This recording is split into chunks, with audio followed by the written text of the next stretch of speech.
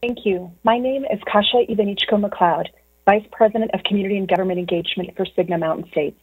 I'm proud to stand here virtually this year on behalf of Cigna and our local leadership supporting this very special event and panel of women. Cigna fosters a culture of belonging and equity that advances our mission to positively impact the well-being of the people and communities we serve. Cigna is a global health services company with a deep commitment to gender equity and the advancement of women within its leadership. Cigna is also a strong supporter of international exchange through sponsorship and through participation in meetings with professionals from around the world who receive critical guidance and expertise across the ever-changing healthcare spectrum. Today, we are proud to say that 69% of our workforce is female, and we have committed to continue to reach gender parity in our leadership talent pipeline by increasing the representation of women in senior roles from 45% to 50% by 2024. This means that we will increase the number of women available to succeed to executive positions and support our goal of increasing representation of women in senior leadership. In fact, in February 2020, shortly before I stood on the stage with you in person, Cigna made two significant commitments. We became the first U.S.-based company in its industry to sign the United Nations Women Empowerment Principles, which are designed to empower women in the workplace, the marketplace, and the community. We also signed the Paradigm for Parity to hold ourselves accountable to setting measurable goals to increase the representation of women in Cigna leadership positions to ensure that the perspectives of women are included at all levels of the company. Championing a diverse and inclusive workforce improves our ability to innovate, create solutions that resonate with our customers, partners, and communities. Cigna is honored to be here today as the Medal of Honor sponsor for International Women's Day 2021. I've been given this tremendous privilege to introduce this phenomenal expert panel of women who lead in national security. In just a few short minutes, we will hear from women with decades of experience serving our country in defense, aerospace, intelligence, and even in the U.S. Congress. The panel will be led by a true titan in the national security field. Major General Barbara Faulkenberry is a graduate of the U.S. Air Force Academy. She has held leadership positions in Operations Southern Watch, Iraqi Freedom, Enduring Freedom, and she led as the Director of Mobility Forces for the U.S. Central Command during the drawdown of forces in Iraq. On top of her myriad of leadership roles and accomplishments, she's also a 12-time military racquetball champion. Please join me in welcoming to the stage Major General Barbara Faulkenberry. Well, welcome to our intriguing panel on women in national security. Women certainly have been and are instrumental in our nation's protection, advancement, and reputation. And these four women joining us today have made an incredible impact in valuable areas throughout the security of our country. As they tell their stories, you're going to hear lessons in leadership and important perspectives on today's security issues.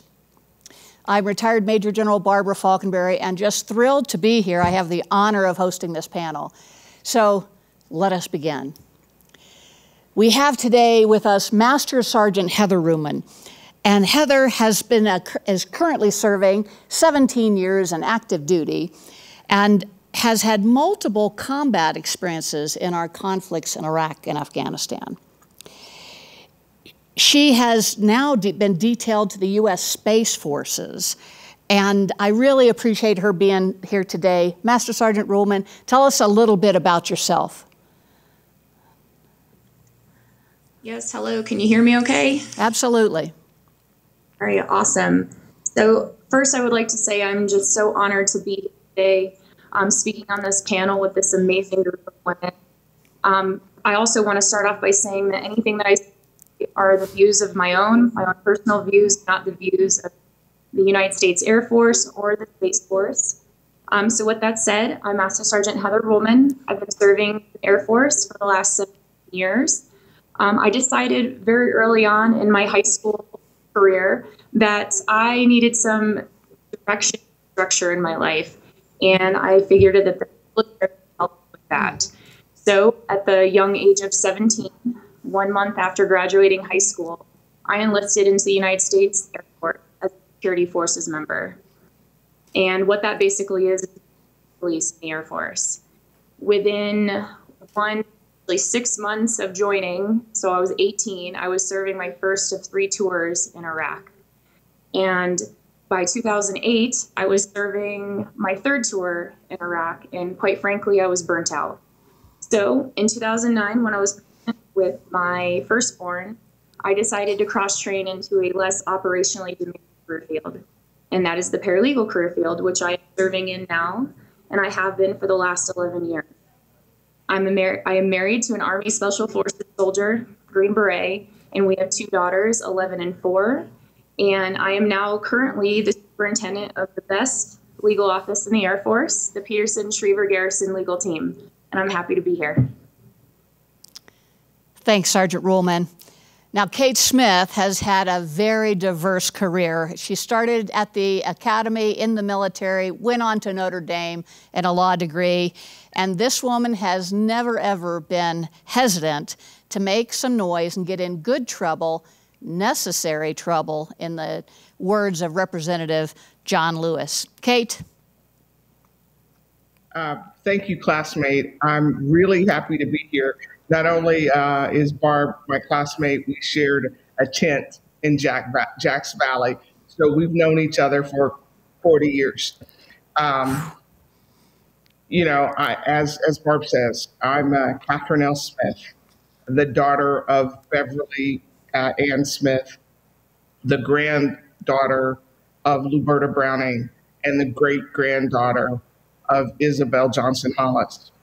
And I come here today, you know, not as a lawyer, not as necessarily an Air Force veteran, but as a concerned citizen who's working to make sure that we have a better life for all our children and families. So thank you for inviting me to come. I'm really honored to be on this panel. Thank you, Kate. I look forward to hearing more of your comments. General Susan Helms has reached and literally attained the stars. She retired as an Air Force 3-star general and commanded all U.S. operational space forces. Susan is also one of a very small handful of people who have been to space 5 separate times. General Helms, over to you. Thank you very much. I too am honored to be a part of this august group. I divide my life into basically 3 phases. I started out in 8th grade knowing I wanted to be in the Air Force like my dad. The path that I took was through the Air Force Academy, like a couple other people in this group. I was actually 2 years ahead of Barb and Kate. And after I graduated from the academy, my focus was to be an Air Force engineer, an aircraft Air Force engineer. I did that for about 10 years, and then I started the second phase of my life, which was to be lucky enough to be selected by NASA as an astronaut. And I spent 12 years at NASA from 1990 to 2002. My last space flight of those 5 that were mentioned was to the International Space Station. And I can't let this go without mention. I launched 20 years ago today with my crewmates on International Women's Day and was on the space station for almost 6 months. When I came back about a year later, I started the 3rd phase of my life, which was to return to the Air Force after 12 years at NASA. And in the Air Force's great wisdom, they decided not to put me back in aircraft test, but to put me into the military space part of the Air Force. Today, all those organizations that I worked with for the next 12 years, those organizations are now all being consumed into the new Space Force. So I guess you could say I was in the precursor of the Space Force that people have heard about for today.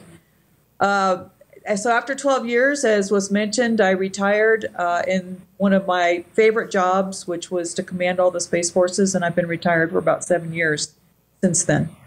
So thank you. I'm looking forward to the questions. A pretty incredible career, I should say. U.S. Representative Elissa Slotkin currently represents the very wise people of Michigan's 8th Congressional District. Congresswoman Slotkin has an amazing career of time in the CIA, the Department of State, the Department of Defense, and now the U.S. Congress. Talk about women in national security making it happen. Congresswoman Slotkin, over to you. Thanks, Barb. Thanks for having me. And I am totally impressed with the women on this panel. It's not often that I go after someone who gets to say, like, the last time I was in space, et cetera, et cetera. So this is a great, amazing group, and happy International Women's Day to everybody.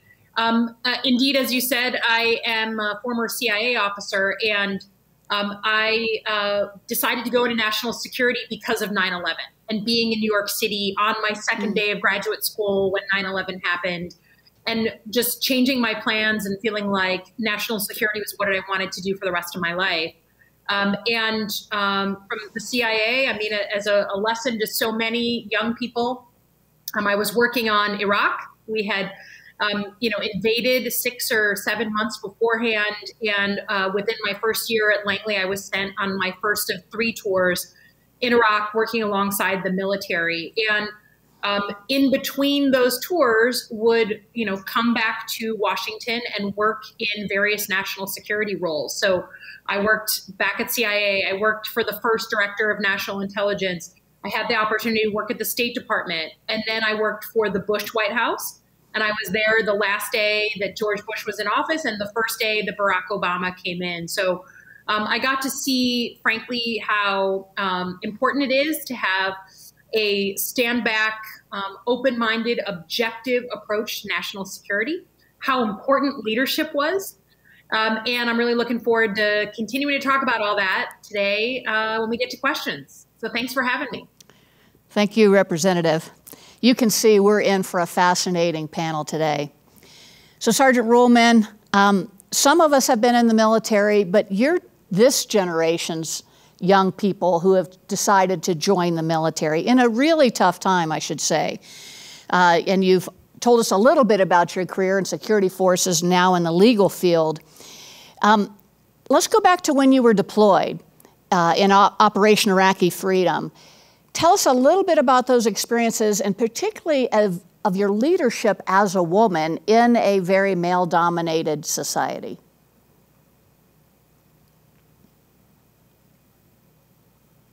Yes, ma'am. There was definitely a lot of unique challenges that I faced along the way. I think that 2021 military definitely looks a lot different than 2004 military did. In 2016, Secretary of Defense Ash Carter opened up all military occupations to women, like the general had said earlier.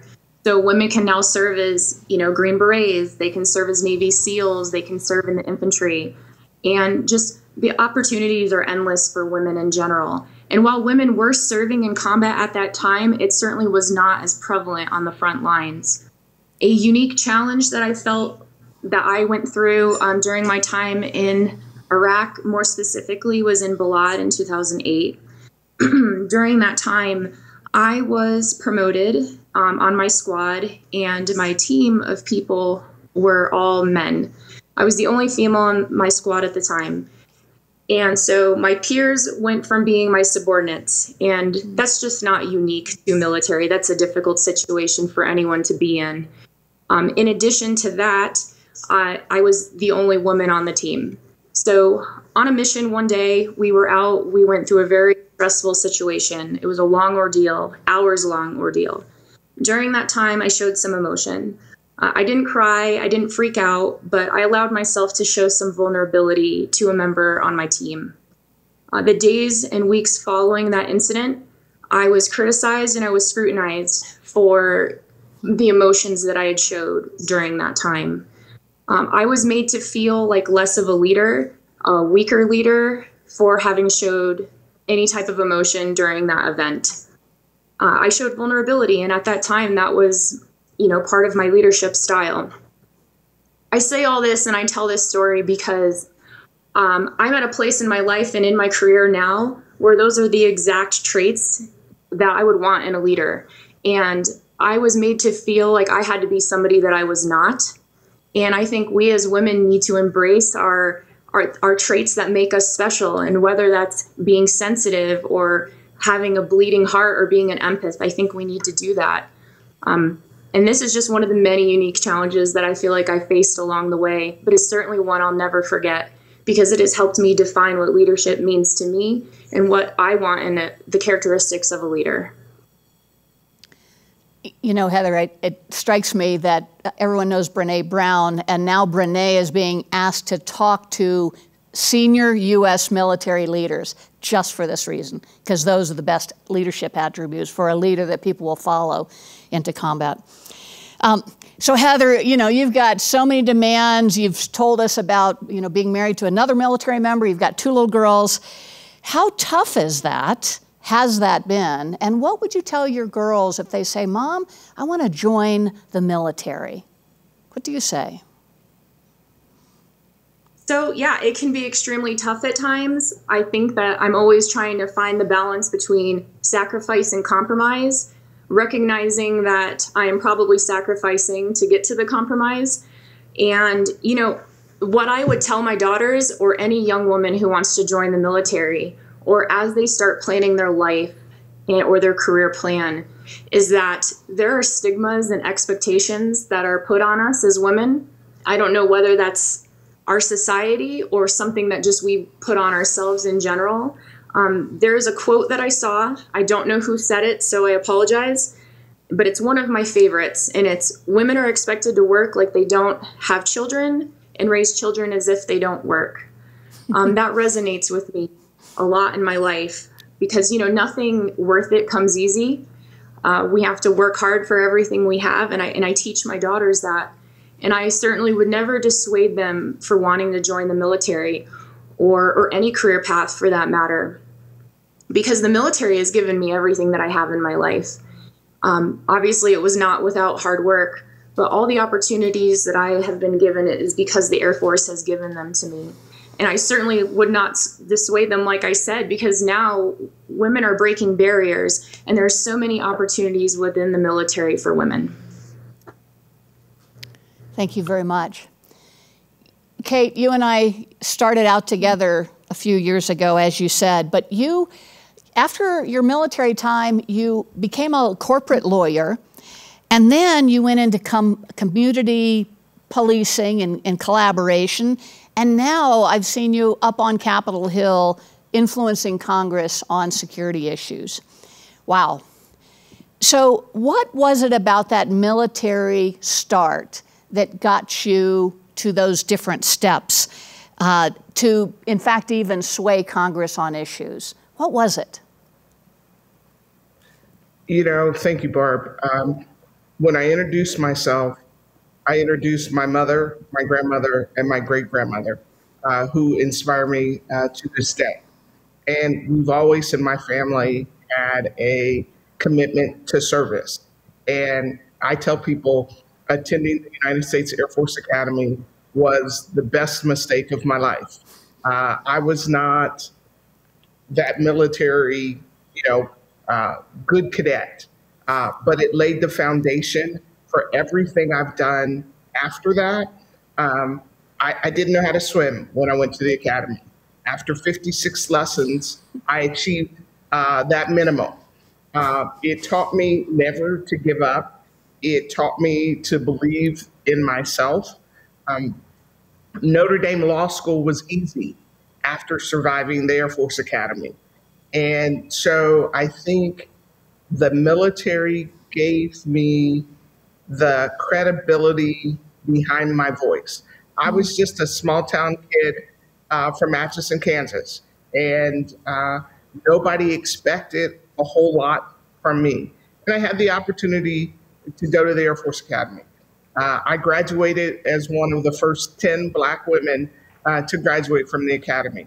That gives you a certain confidence so that you can stand up and do a press conference in the shadow of the Capitol. Well, Kate, and I should say she is a fantastic storyteller. If you ever want someone to entertain you, bring Kate into the audience. But turning to a really serious topic, Kate, the January 6th attack on Congress by the rioters unfortunately had a number of military members, retired military members, in that group. Can you talk about that? It's deeply disturbing to me. And in these recent polarization times, how does the military react in this kind of conflict? I'm going to correct you. I wouldn't call them rioters. I would call them insurrectionists. We swore an oath to the Constitution, and we believe in our democracy. And when I heard that one of the people that was arrested that day also graduated from our academy, I was shocked and dismayed. And I think what happens is, as military members, we have a need to belong. And so I think, and I'm really proud of the Secretary of Defense, that he's going to do a stand down to understand why military members are radicalized and have extremist views, to understand why someone who swore an oath to the Constitution would engage in such behavior. And I don't claim to know the answer, but I think it's a symptom in this country where we don't come together for the good of everybody. And it's sad when I saw and watched it on television. I was terrified for my friends that work on the Hill, and saddened by the number of military members, former military members that were involved. Thank you. General Helms, you are part of a really exclusive group. There's only been 342 NASA astronauts, and only 48 of them have been women. Of the 342 astronauts, there have been 80 Air Force officers in that. And then interestingly, only about 10 of those came back into the Air Force as you were talking about it. Can you talk about that return, and then perhaps the leadership attributes that propelled you to 3-star rank in the U.S. military? Yes, thank you. Actually, my return back to the Air Force started in 8th grade when I was committing my life to working for the Air Force and being part of the Air Force. And so, to me, in my head, when I went to NASA, it was with the sense that this was a temporary thing I would do, and then I would come back to the Air Force. And I never lost that goal. So for me, it was a natural act after so many years and so many space flights to then start asking the questions, okay, I've done this, I'm ready to come back to the Air Force and give back to the Air Force. How do I do that? And that happened in about 2002 with the help of some very insightful Air Force leaders at the time who knew what to do with me and where to place me that would be most helpful to the Air Force mission, which is now, by the way, as I said, the Space Force mission. As far as the leadership qualities, there's a lot of them that I can come up with, but I think there's 4 I would like to name. The first is the quality of integrity. When you're a leader, you have to have a North Star. You have to have something that guides your character, which, by the way, is fairly easy to do when the times are good, but when you are in desperate need of that North Star is when times don't go so well. And so leaning on integrity as a leader is, I would say, kind of a no-fail approach for helping you make decisions you haven't been trained to decide, and trying to do them in the best way possible. The second quality I would bring out is competence. I had a little bit of an edge there. I came back to the Air Force and got put in the space business, and because I had been a satellite, I came in with a level of competence about the space world that a lot of people in the Air Force didn't have. But it is very important not to be questioned about your competence. that you know what you're talking about, that you understand what your mission is, that you have the ability to lead from the front from a competence standpoint. The third is the service before self.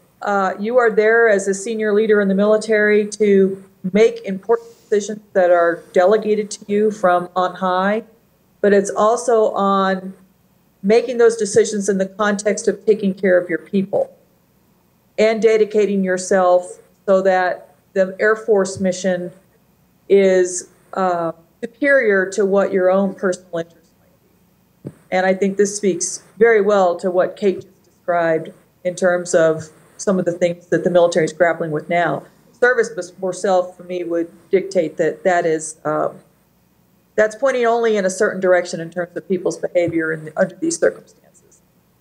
And then the fourth one is speaking truth to power. I did that a lot. Some days I was the bird, and some days I was the windshield. But I felt like that was a very important characteristic of a leader who is not afraid to put things out there, because oftentimes it's only the leader who can do it. And being able to speak to a number of different levels, speaking truth to power, however that might be required through any given scenario, that was something a leader can't sit back around what's comfortable. If in fact you see things that must, and you have to say something about it. I think that's a very important quality. So with that, Barb, I'll wrap up. But that was my short list that I could talk to from a very long list. Well, those are great lessons in leadership for everyone in every profession, for sure. General Helms, the Outer Space Treaty is not quite the space is a peaceful place treaty that we would hope it would be necessarily. It really just prohibits placing nuclear weapons in space and then limits celestial bodies to simply peaceful purposes. Now, that said, there's been 4 countries, the United States, India, China, and Russia, that have conducted an anti-satellite exercise, shot down one of their own satellites to perhaps prove they have that capability. Can you talk about, now that space is integral to every single person's career, whether life, and from the youngest person to the oldest person, every day we're using space assets. How is the United States protecting ourselves in space, and that perhaps that terrible day when a hostile nation may try to impact our space assets? Yes, thank you very much for that question. I'll back up and mention a couple of facts about what's going on in space right now.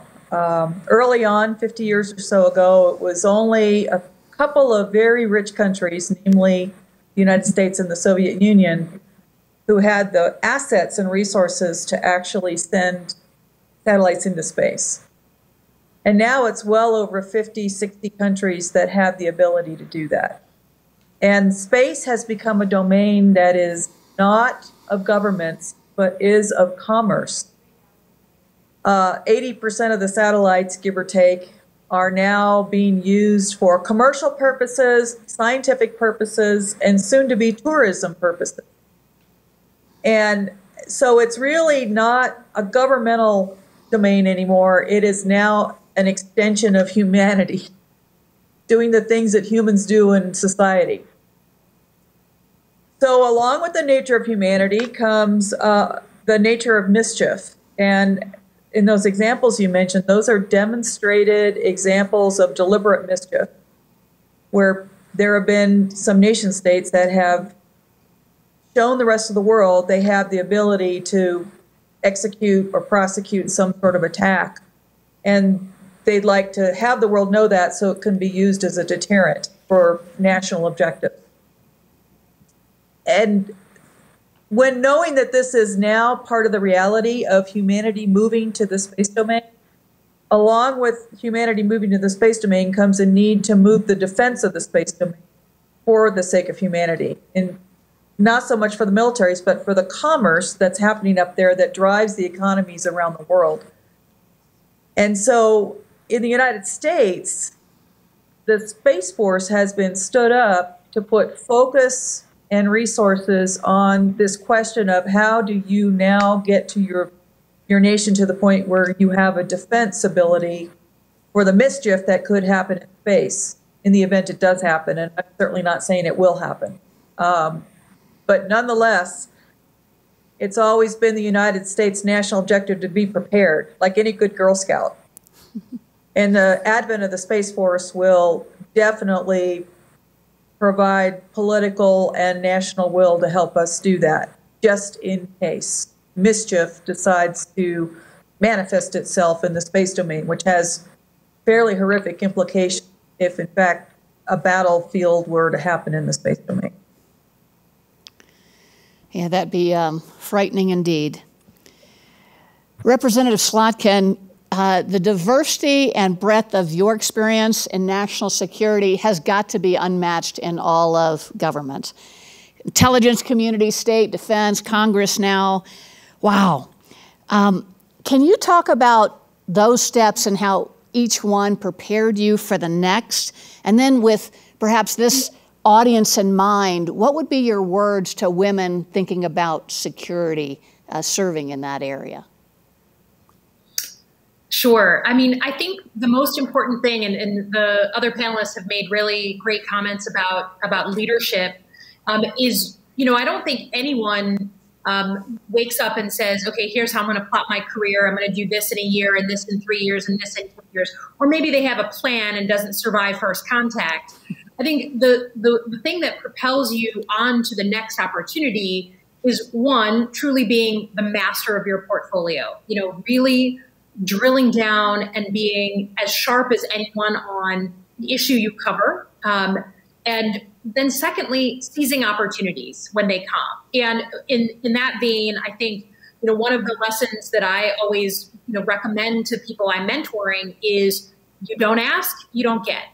You know, no one cares much about your career as you do. So sometimes you have to ask for those opportunities, frankly, particularly if you're a woman in the national security world.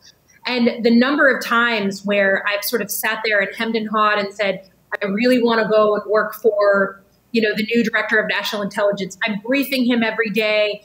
I don't know if it would be presumptuous to ask and to offer. And finally, I worked up the courage and said, sir, if you ever need someone to work, you know, for you in your new capacity. And he said, great, we leave Tuesday, right? So if I had never asked that question, I would have never moved on to that next step. So you don't ask, you don't get is a big lesson for me. And then, frankly, I think for women in general as well, you really have to push on, you know, decision makers to see women as not just a great staffer behind the scenes, not just a great military assistant or chief of staff or someone who makes the trains run on time, but actually the boss. And you have to be pushing constantly for the opportunity to be the boss. And sometimes that takes shaking up some expectations and asking, again, to be considered for the boss. And then lastly, Lord, from my experience of going from national security person to a congressperson, you know, I was talking to a couple of colleagues. I'm like, I don't know if I can really make this leap. This is a very different world.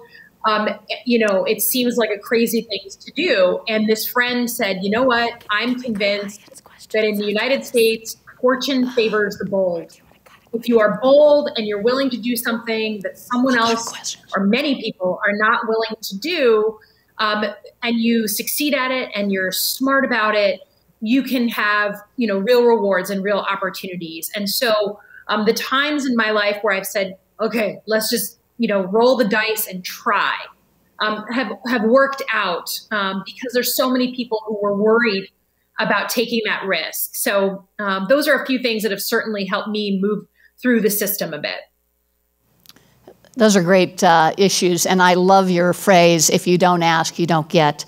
I would say that starting as an intern with the CIA, State Department, Defense are awesome opportunities for young people. We need to go to some questions now, and I know there's like 1,000 questions out there, but I think we've got 4. So let's start with that first one. Linda Collins Arsenault. I was the founder of Women Powering Change. And I have a question for the whole panel. So the Women, Peace and Security Act of 2017 was passed in the House and Senate and signed by President Trump, a bipartisan effort, mandates that the U.S. play a global role in promoting women's leadership and participation in peace and security. So assuming that we can reach gender parity in this area, what changes would you anticipate in seeing in national security? Cinda, that's a great question. Let me ask General Helms to answer that. Thank you. That is a great question. When I think about the military profession, I think about an extremely disciplined yet somewhat narrowly focused profession on defending our country and our allies. And I have personally had some experiences where I've been with decision makers in a room, and one of the unfortunate side effects of having a fairly narrow profession is that that profession can become subject to groupthink, which means that almost everybody in the room thinks the same way, they ponder over problems, they come up with the same solutions, but it doesn't necessarily do full justice to all of the options that you might want to put forward as military advice to your national leadership. My other experiences have told me that when you raise gender parity, it just happens naturally that you get diversity of thought when you are pondering over these types of majorly strategic decisions. And so I would anticipate that with gender parity, as we get closer and closer to that perfect world, and long before we get there, there will be something about having diversity of thought in the room on these very weighty and strategic decisions take place among military leadership that could do nothing but improve the quality of the outcomes related to those decision-making processes.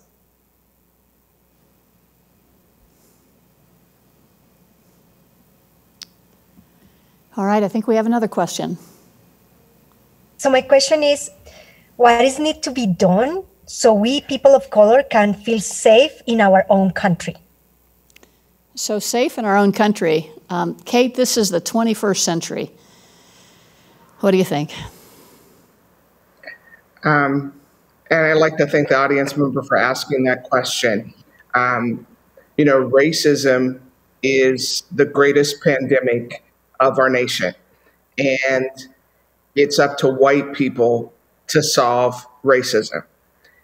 In the meantime, I think there are probably three things that we can do to help people of color be safer in our own communities. First, let's demilitarize the police. There's no reason that we need an MRAP running down the streets of Colfax Avenue, military, mine-resistant armored personnel carrier. There's no reason for that. There's no reason for the police to have the same weapons that the sergeant used in Afghanistan or Iraq. I think we also need to end qualified immunity. And I might need to talk to the representative about that issue the next time I'm on the Hill. But there's no reason for the police to automatically not be charged when they commit murder on a private citizen. And I also think that we need to reformulate how we think of policing. There's no reason to send an armed police officer to assist a person with a mental health crisis on the street. And part of the work I've done in the past is also teaching the police how to de-escalate situations. And I think those are the issues.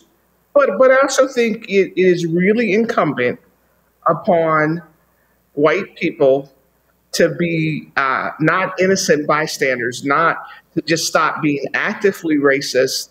You have to start becoming actively anti-racist. You have to be an ally and speak out and use your voice when you see instances of injustice.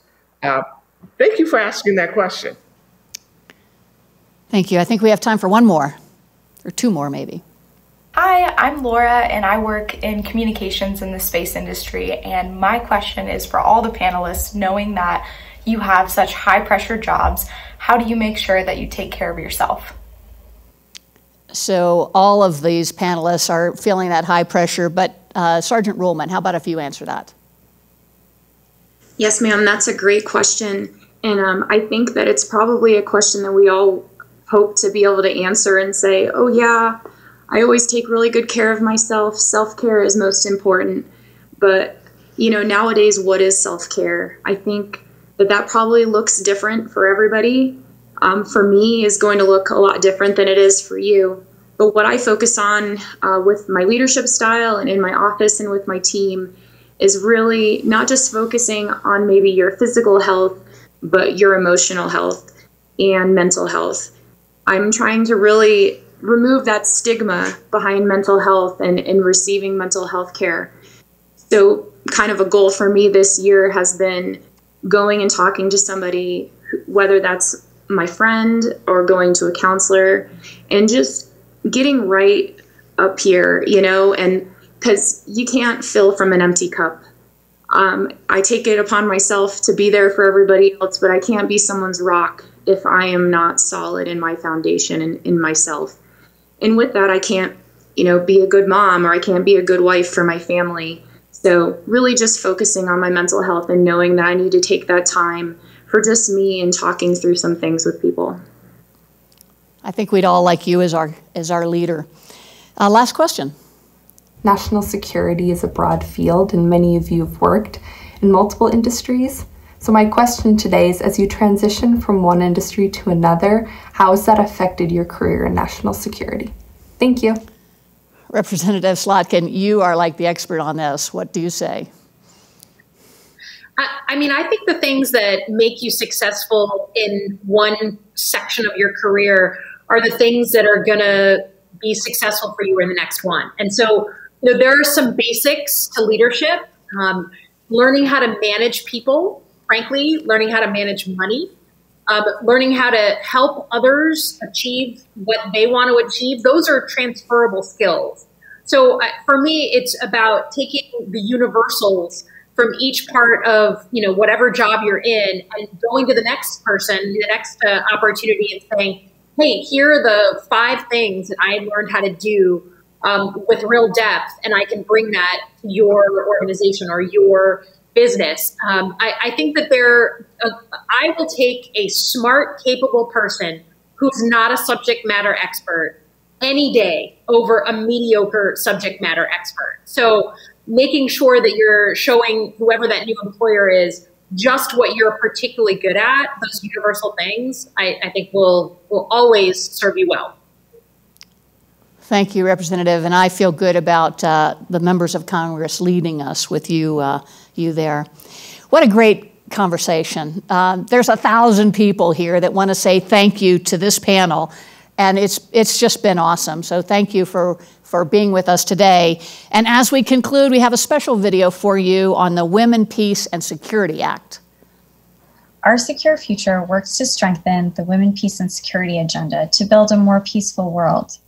Involving women from all parts of society and at all levels is not only a human right, but it leads to better security outcomes across all issues.